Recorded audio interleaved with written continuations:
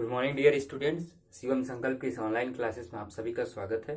Dear students, हम लोगों ने पिछली क्लास में त्रुटियों का संयोजन पढ़ा और उसके बेसिस पे आज हम देखने जा रहे हैं न्यूमेरिकल्स, जिनका हम प्रैक्टिस करेंगे आज, जो भी उदाहरण दिए हुए हैं आपके एनसीईआरटी के बुक में। तो एनसीईआरटी की बुक को शुरू करने से पहले एक क्वेश्चन मैं दे रहा हूँ, इसको आप सॉल्व करने की कोशिश कीजिए। दिया हुआ है x equal to A B square upon C, और इस एबीसी में क्रमशः 4, 2, 3 की प्रतिशत त्रुटि है। ठीक, तो हमें ज्ञात करना है कि x में प्रतिशत त्रुटि कितना होगा, ये हमें ज्ञात करना है। ठीक, दिख पा रहा है ना? एक सेकंड। हाँ ठीक, तो यहाँ पे इन्होंने x बराबर ये चीज दिया हुआ है जो कि सब पावर के फॉर्म में है, घातों के फॉर्म में है, और एबीसी में जितना त्रुटियां दी हुई हैं वो कितना है, ए में 4% की त्रुटि, बी में 2% की, सी में 3% की त्रुटि है, और हमें ज्ञात करना है कि x में टोटल कितना त्रुटि होगा।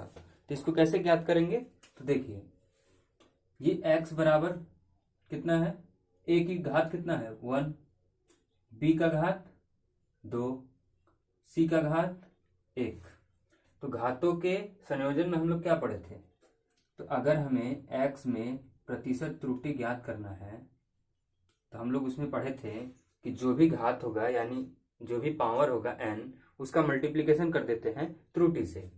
तो a, यहाँ पे a की पावर 1 है तो यहाँ लिखेंगे हम 1 इंटू कितना, a में त्रुटि कितना है 4% का, इंटू 4 ब्रैकेट प्लस b का घात 2 है तो 2 गुणे 2 क्या है n है, इंटू b में कितना प्रतिशत त्रुटि है 2 का 2, प्लस c भले ही यहाँ पे डिवीजन के फॉर्म में है, भाग के फॉर्म में है, लेकिन हम लोगों ने एक कंडीशन पढ़ा था कि त्रुटियां हमेशा जुड़ती हैं। तो इसको हम इसको जोड़ेंगे, चाहे डिवाइड में हो चाहे मल्टीप्लिकेशन में हो, उससे हमें कोई फर्क नहीं पड़ता, त्रुटियों को जोड़ना है, ये हम लोगों ने पढ़ रखा है। तो c की घात कितना है 1, तो 1 इंटू सी में त्रुटि कितना है 3% का, तो 3, ये सारे प्रतिशत में है। 1 4 जार 4 प्लस 2 दूनी 4 प्लस 1 तिहाई 3, तो टोटल त्रुटि कितना हो गया, 4 4 8 8 3 11% की इस पूरे में त्रुटि है। ये हमारा आंसर है। तो अगर इसी चीज को अगर आपसे पूछ दे कि आपेक्षिक त्रुटि बताइए, तो कन्वर्जन करने भी आपको आना चाहिए, क्योंकि आपेक्षिक त्रुटि और प्रतिशत त्रुटि एक ही जैसे हैं लगभग, कोई ज्यादा इनमें फर्क नहीं है। तो आपेक्षिक त्रुटि क्या होता है, अगर इसी को बोला जाए कि इस प्रतिशत त्रुटि को अपेक्षित त्रुटि में कन्वर्ट कीजिए तो ये कितना हो जाएगा 11/100। आपेक्षिक त्रुटि में हम क्या कर देते हैं, जैसे ये डेल एक्स अपॉन एक्स है तो इसको हम 100 से मल्टीप्लाई कर देते हैं, तो ये क्या हो जाता है प्रतिशत त्रुटि। और जब हम इसको हटा देते हैं, इसमें 100 का मल्टीप्लाई नहीं करते हैं, तो ये क्या बन जाता है, तब ये बन जाता है आपेक्षिक त्रुटि। तो 11/100 कर देंगे तो आपेक्षिक त्रुटि। अगर इसी में हमें निरपेक्ष त्रुटि ज्ञात करना हो तब क्या करेंगे, अगर निरपेक्ष त्रुटि हमें ज्ञात करना हो इसी क्वेश्चन में तब क्या करेंगे, तो ये 11% 11/100 किसका है, इस पूरे का है, तो x ये कर देंगे तो यहां से निरपेक्ष त्रुटि आ जाएगा। तो इसका बताने का मतलब ये था कि अगर कोई भी एक चीज दिया हुआ है तो आप उसको बदल सकते हैं, आप उसको कन्वर्ट कर सकते हैं, चाहे वो निरपेक्ष त्रुटि से आपेक्षिक त्रुटि हो, चाहे आपेक्षिक त्रुटि से प्रतिशत त्रुटि हो, तो उसको आप आसानी से कन्वर्ट कर सकते हैं। अगर त्रुटि पता है प्रतिशत त्रुटि, तो 100 से डिवाइड कर देंगे तो आपेक्षिक त्रुटि आ गया। आपेक्षिक त्रुटि पता है तो 100 से मल्टीप्लाई कर देंगे तो प्रतिशत त्रुटि आ गया।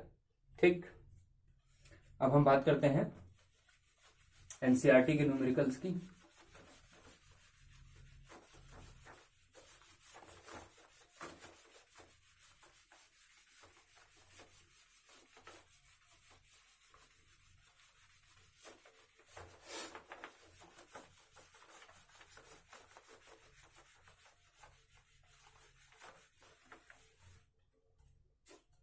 देखिए, तो मैं क्वेश्चन तो पूरा नहीं लिखाऊंगा क्योंकि उतना ही बहुत टाइम लग जाएगा। तो मैं क्वेश्चन आप एनसीईआरटी बुक सामने रख लीजिएगा और वीडियो के माध्यम से उसको सॉल्व करने की कोशिश कीजिएगा। तो देखिए, ये उदाहरण लेते हैं हम 2.2 अरे 2.8, उदाहरण 2.8 कहाँ से है? एनसीईआरटी की बुक से है। ठीक, इसमें क्या दिया है इन्होंने? किसी तापमापी द्वारा मापे गए दो पिंडों के ताप क्रमशः T1 20 degree Celsius plus minus 0.5 degree Celsius और एवं T2 50 degree Celsius plus minus 0.5 degree Celsius है। और इन पिंडों का हमें तापांतर निकालना है और उसमें जो त्रुटियां हैं वो हमें ज्ञात करनी है। तो सबसे पहले क्या क्या दिया है उसको लिख लीजिए। क्या दिया है? T1 दिया है। T1 कितना दिया है? 20 degree Celsius plus minus 0.5 degree Celsius. T2 कितना दिया है? तो T2 दिया है 50 degree Celsius plus minus 0.5 degree Celsius. और हमसे पूछ रहा है क्या? डेल टी पूछ रहा है। ठीक, तापांतर वर्ड को समझिए। तापांतर जो शब्द है वो दो शब्दों से मिलकर बना है, ताप प्लस अंतर, तापांतर। तो हमें क्या ज्ञात करना है? इसका अंतर ज्ञात करना है। तो हम डेल टी को कैसे लिख सकते हैं? डेल टी बराबर क्या लिखेंगे? T2 minus T1। अंतर हमें पता करना है। T2 कितना दिया हुआ है? 50 degree Celsius plus minus 0.5 degree Celsius. ये 50 क्या है? उसका माध्य मान है, वास्तविक मान है, जिसमें इतने की त्रुटि है। इसके बाद माइनस T1 कितना है? 20 डिग्री सेल्सियस प्लस माइनस कितने का? 0.5 डिग्री सेल्सियस का इसमें त्रुटि है। ठीक, अब हमें क्या करना है? इन दोनों का अंतर हम निकाल लेंगे और त्रुटियां जुड़ती हैं तो उनको जोड़ देते हैं। बस 50 degree Celsius minus 20 degree Celsius, ये प्लस माइनस त्रुटियां हमेशा जुड़ेंगी तो जोड़ दीजिए त्रुटियों को। 0.5 प्लस 0.5 डिग्री सेल्सियस कितना आ गया? 50 में से 20 गया तो 30 डिग्री सेल्सियस प्लस माइनस 0.5 मिलके आधा आधा मिलके 1 डिग्री सेल्सियस। हमारा आंसर आ गया, आंसर कितना आ गया? 30 प्लस माइनस 1 डिग्री सेल्सियस। ये क्या है? Del T. 30 क्या है यहाँ पे? माध्यमान, वास्तविक मान, जिसमें त्रुटियां कितनी है? 1। ये हमारा आंसर हो गया। बहुत ही इजी है, कुछ करना नहीं है। अगर यहाँ पे हमें टोटल पूछ दिया होता, कुल पूछ दिया होता तो क्या करते? इन दोनों को जहां पे माइनस किए हैं वहां पे प्लस कर देते हैं। तो ये 50 और 20 मिलके 70 हो जाता। तो 70 प्लस माइनस 1 डिग्री सेल्सियस का त्रुटि हो जाता है। इसमें अंतर पूछा है तो माइनस कर दिए हैं। त्रुटियों को हमेशा जोड़ना है। यहां से डायरेक्ट आप कर सकते हैं। देखिए यहाँ पे 50 में से 20 गया तो कितना आया? 30 आ जाएगा। इन दोनों को जोड़ दीजिए, त्रुटियां हमेशा जुड़ेंगी तो 1 आ जाएगा। आप चाहें तो इसको एक स्टेप में भी कर सकते हैं, लेकिन मेरे को बताना था इसलिए मैं इतना बड़ा किया हूं। ठीक, अब मैं इसको रफ करता हूं।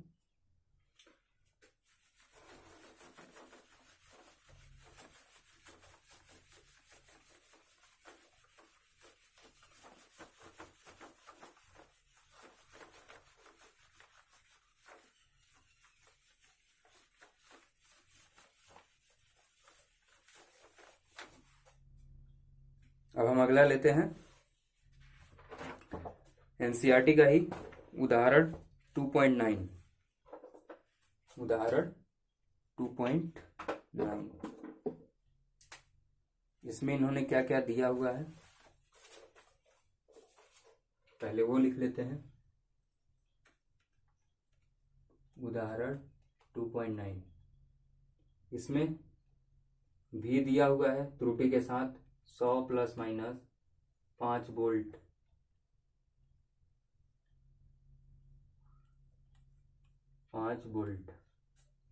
आई दिया हुआ है।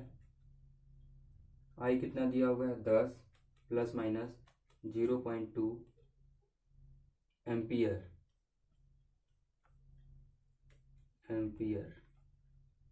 और क्या दिया हुआ है, R बराबर दिया है V/I, और पूछ क्या रहा है, R में प्रतिशत त्रुटि हमसे पूछा जा रहा है।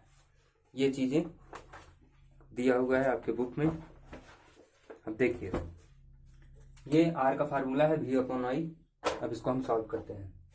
तो सबसे पहले हमें पूरे इस R में त्रुटि ज्ञात करना है। कितने का त्रुटि, टोटल त्रुटि V/I। तो हमें क्या करना पड़ेगा, इन दोनों को पहले हमें जोड़ना पड़ेगा, देखना पड़ेगा कि इसमें टोटल त्रुटि कितनी है और इसमें कितनी है। दोनों को जब हम मिला देते हैं तो क्या बन जाएगा, तो बन जाएगा वो R में टोटल त्रुटि। इसको लिख लीजिए जैसा लिखा है, R बराबर V/I। तो V/I यानी अगर हम यहाँ पे डेल R/R की बात करें, इसमें पूरे त्रुटि की बात करें, तो इसको हम कितना लिख सकते हैं, डेल V/V प्लस त्रुटियां जुड़ेंगी तो डेल I/I। डेल I क्या है, उसका त्रुटि, और I क्या है, उसका वास्तविक मान। इसको ब्रैकेट में बंद कर दीजिए, प्लस माइनस का sign. Del V/V, del V कितना होगा 5, V कितना है 100, प्लस डेल I कितना है 0.2, I कितना है, I10 है।